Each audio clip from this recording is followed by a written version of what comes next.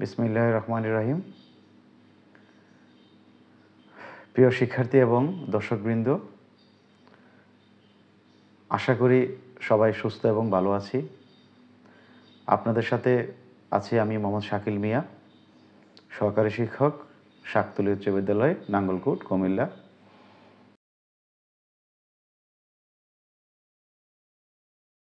আজকের ভিডিওতে আমরা অষ্টম এবং নবম দশম শ্রেণীর একটি বীজগাণিতিক রাশির মান নির্ণয়ের সৃজনশীল প্রশ্ন নিয়ে আলোচনা করব। স্ক্রিনে প্রদত্ত প্রশ্নটি হলো a plus B plus C সমান 2 এবং A B plus BC plus C A সমান 1 দুইটি বীজগাণিতিক রাশি। ক নম্বর প্রশ্ন বলছে A square plus B square plus C স্কোয়ারের মান কত। খ নম্বর প্রশ্ন হচ্ছে A plus B whole square plus B plus C whole square plus C plus A whole স্কোয়ারের মান নির্ণয় করো। ঘ নম্বর বলছে প্রমাণ করো যে A plus B minus C whole square plus 2 into A plus B minus C into A plus B plus 3c plus A plus B plus 3c whole square equal কত 16। আমাদের এটা প্রমাণ করতে হবে। আমাদের দুইটি অংশ প্রমাণ দেওয়া আছে, A plus B plus C equal 2 দেওয়া আছে আর A B plus BC plus C এর সমান কত 1 দেওয়া আছে। এখন যেহেতু এই টাইপের প্রশ্ন যদি আমাদের তিনটি পদের মান যদি দেওয়া থাকে, A plus B plus C, A B plus BC plus C, অথবা X plus Y plus Z, X X Y plus Y Z plus Z X, এই টাইপের, ঠিক আছে, এই ধরনের, শুধুমাত্র এখানে অক্ষরটা পরিবর্তন হবে, এই ধরনের প্রশ্ন যদি আমাদের দেওয়া থাকে, তাহলে আমরা প্রথমে যে কাজটা করতে হবে তা হচ্ছে এই ধরনের অঙ্কের তিনটি মান আমাদের জানা দরকার। যেমন এখানে আমাদের দুইটি মান যা দেওয়া আছে আর আরেকটি মান আমাদের ক নম্বর বলছে বের করার জন্য। হ্যাঁ, ঠিক আছে, তাহলে আমরা যেহেতু ক নাম্বার বলছে বের করার জন্য, তাহলে অবশ্যই আমরা বের করব। আর যদি ক নাম্বার আমাদের বের করতে নাও বলতো, তাহলে আমাদের বের করতে হবে। এবং এই ধরনের প্রশ্নের জন্য আমাদের একটি সূত্র আছে, অবশ্যই আমার প্রিয় শিক্ষার্থীরা তোমরা সূত্রটা অবশ্যই জানো। তা হচ্ছে কি 3 পদ যুক্ত যে বর্গের সূত্রটা, ঠিক আছে, 3 পদ যুক্ত বর্গের সূত্রটা কি আমি প্রথম সূত্র লিখে দিই। সূত্র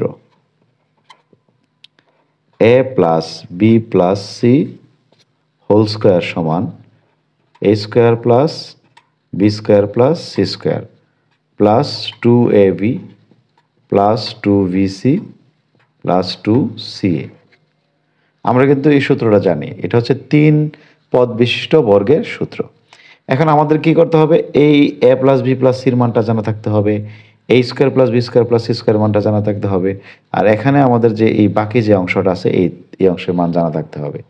এই সূত্র দ্বারাও অনেকগুলো প্রশ্ন তৈরি করা যায় এবং বিভিন্ন পরীক্ষায় আমাদের এই প্রশ্নগুলো আসে। তাহলে এখন আমরা একটু খেয়াল করি কীভাবে অঙ্কটা করা যায়। যেহেতু প্রথম প্রশ্নে বলছে ক নম্বরে A square plus B square plus C স্কোয়ারের মান নির্ণয় করতে বলছে আমাদের, তাহলে প্রথমে আমরা এই মানটা এই দেওয়া অংশগুলো আমরা কী করে ফেলবো লিখে ফেলবো। আমরা লিখে ফেলি, দেওয়া আছে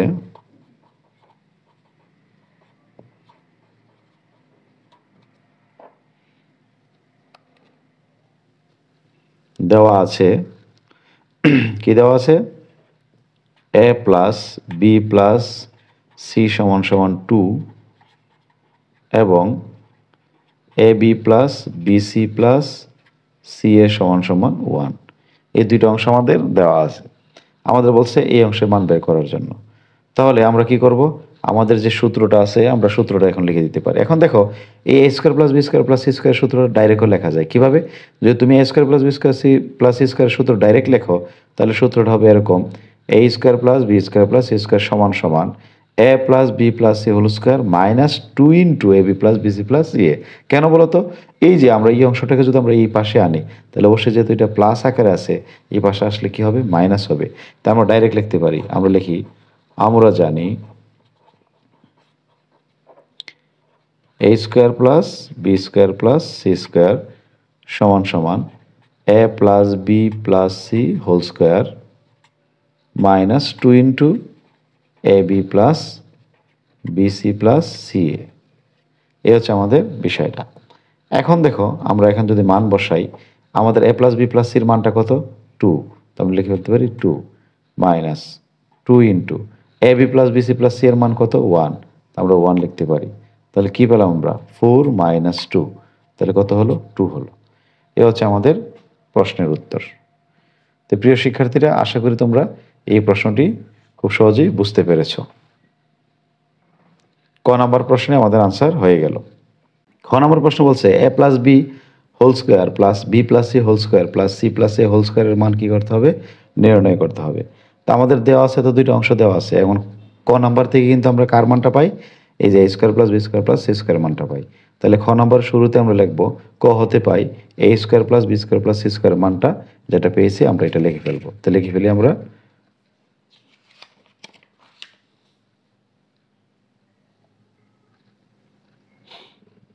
খ নাম্বার ক হতে পাই, কি পাই আমরা? A square plus B square plus C square মান কত পেয়েছিলাম আমরা? এই যে দেখো প্রিয় শিক্ষার্থীরা, কত? 2 পেয়েছিলাম। ঠিক আছে, তা আমরা এই মানটা এখানে লিখে দিই। A square plus B square plus C square মান কত? 2। এই হয়ে গেল আমাদের দেওয়া আছে অংশ।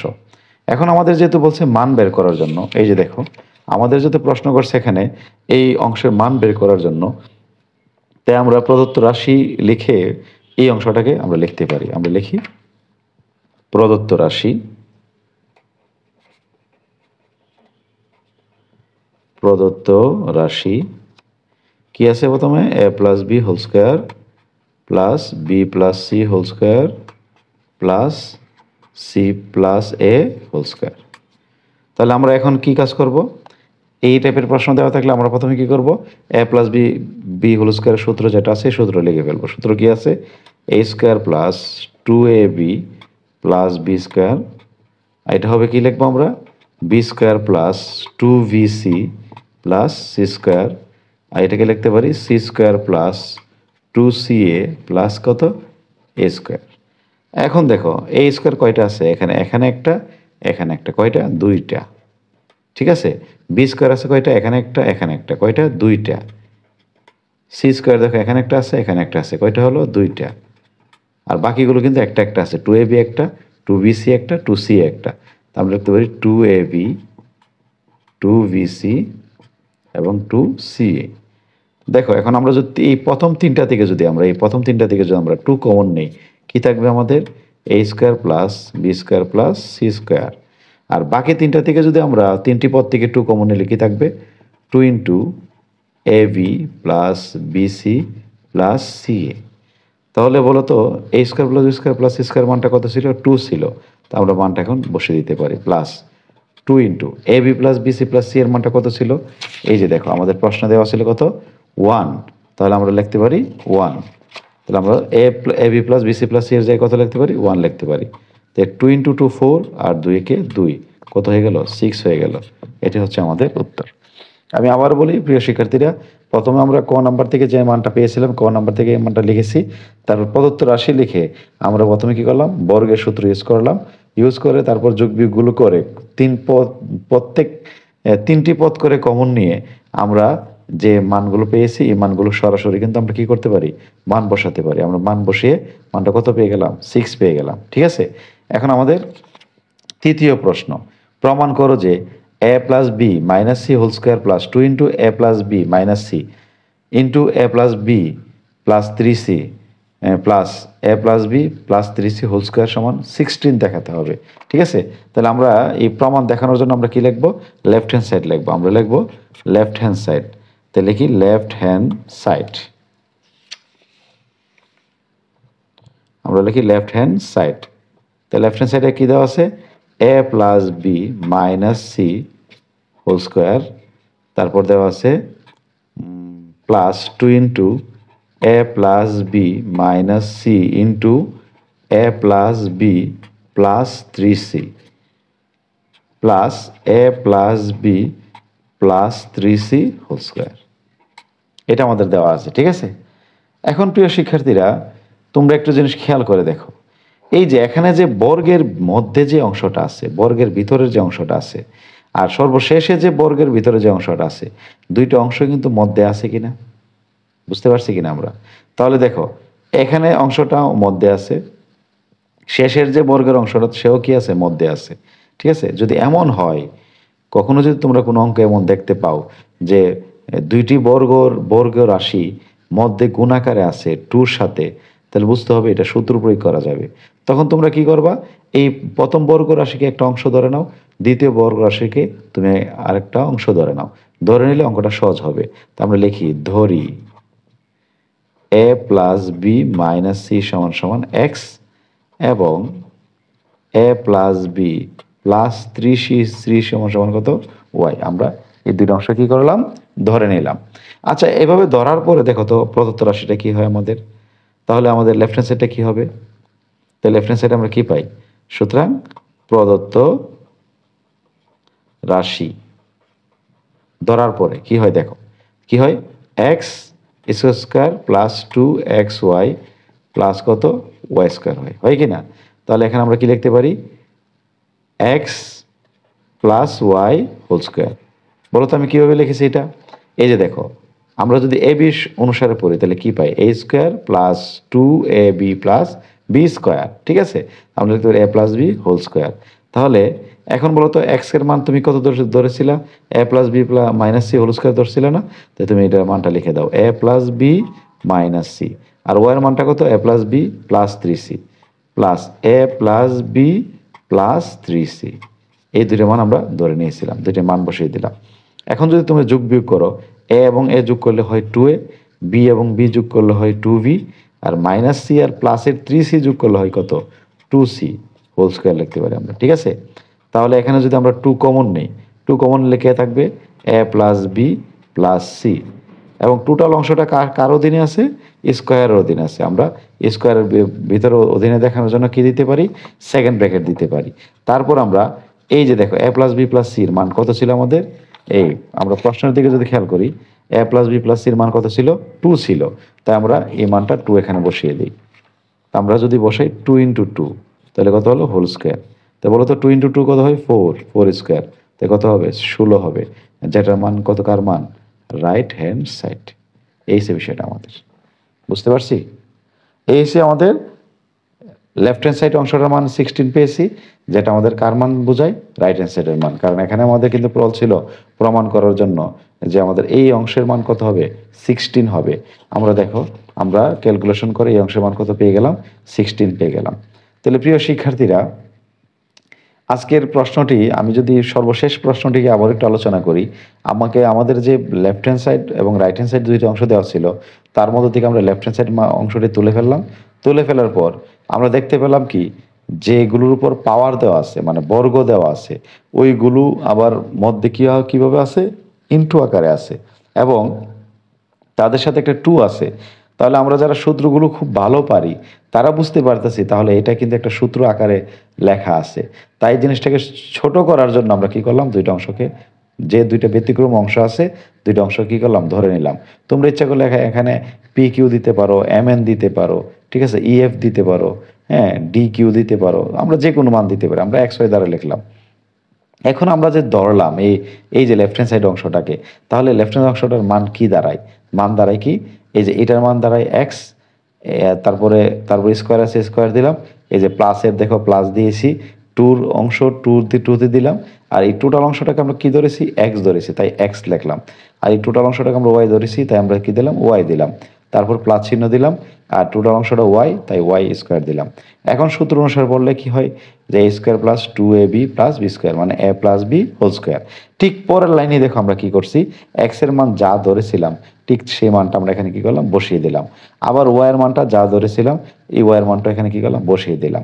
বসানোর পর আমরা কি করলাম, আমাদের যে এখানে পদগুলো আছে, একই ধরনের যে পদ আছে, পদগুলো যোগ করে আমরা এই অংশটা পেলাম। সবার মধ্যে যেহেতু 2 কমন, 2 রয়েছে, তাই আমরা 2 কমন নিতে পারি। কিন্তু টোটাল অংশটা যদি স্কোয়ারের অধীনে, তাই আমরা সেকেন্ড ব্র্যাকেট দিয়ে স্কোয়ার দিয়ে দিলাম।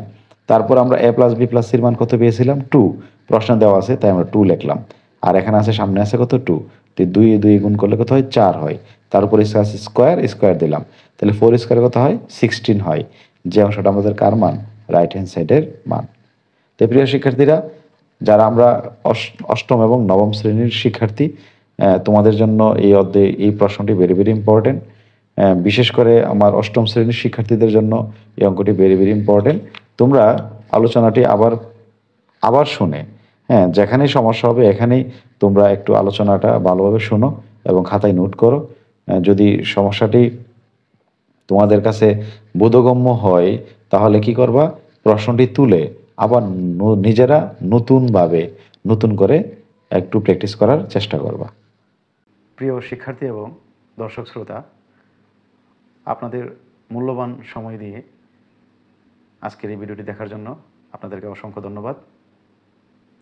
আজকের এই ভিডিওটি যদি আমরা মনোযোগ সহকারে দেখি এবং আমার দেওয়া বাড়ি কাজগুলো যদি আমরা নিজেরা প্র্যাকটিস করি তাহলে আজকের এই সময় এবং শ্রমটুকু কাজে লাগবে। তা আমি আশা করব আমরা আজকের আলোচনার মাধ্যমে যে বাড়ি কাজগুলো আছে বা উদাহরণগুলো আছে আমরা একটু মনোযোগ সহকারে চেষ্টা করব। তাহলে আজকের ভিডিওটি এই পর্যন্তই। সবাইকে আবারও ধন্যবাদ জানিয়ে এখানে শেষ করলাম। আল্লাহ হাফেজ।